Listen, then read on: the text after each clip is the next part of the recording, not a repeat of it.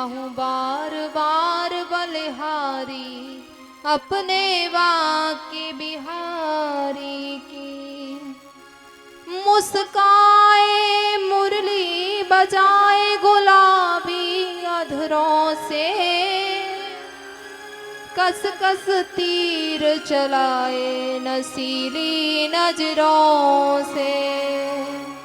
घुंघराली अलकी नागिन सी लटकारी की, घुंघराली अलकी नागिन सी लटकारी की।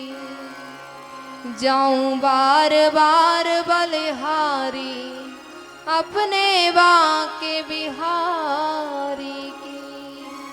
है सबसे शोभा न्यारी रमण बिहारी की। कदाचित गौकर्ण महाराज ने गुरु की भूमिका में पिता को आत्मबोध कराया। कहते हैं पिताजी इस मोह को छोड़ दो, मेरा पुत्र आसक्ति से मुक्त हो जाओ, साधु पुरुषों का संग करो। साधु पुरुषों का संग हृदय में प्रेम का बीजारोपण करेगा और भगवान की लालसा चित्त में पैदा करेगा। क्योंकि सत्संग से परमात्मा नहीं मिलते,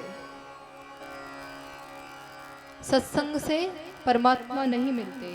सत्संग परमात्मा की चाह पैदा करता है।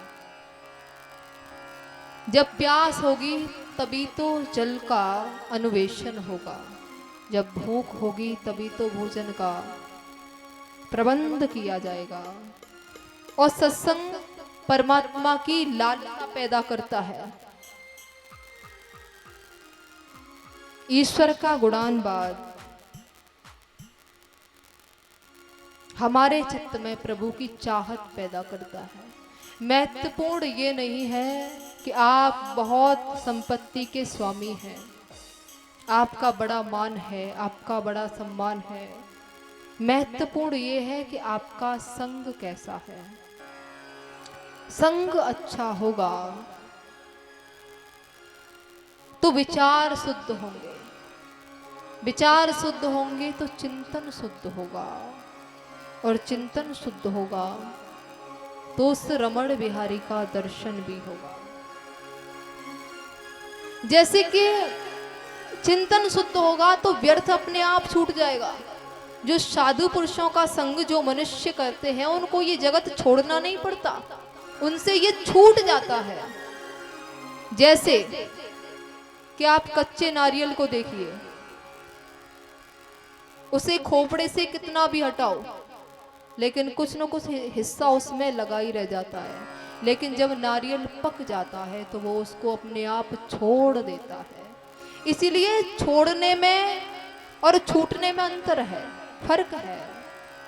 जो साधु पुरुषों का संग करते हैं उनको ये जगत छोड़ना नहीं पड़ता, उनसे ये जगत छूट जाता है। जैसे किसी ने पूछा कि संत तो बड़े त्यागी होते हैं। मैंने कहा संत महाविलासी होते हैं। जो आत्मरति करता है वही सच्चा विलास है।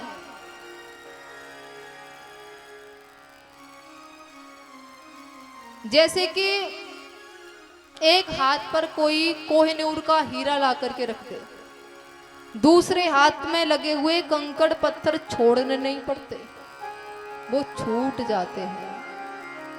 इसलिए संतों ने ठाकुर जी के नाम का कोहिनूर का हीरा पाया है।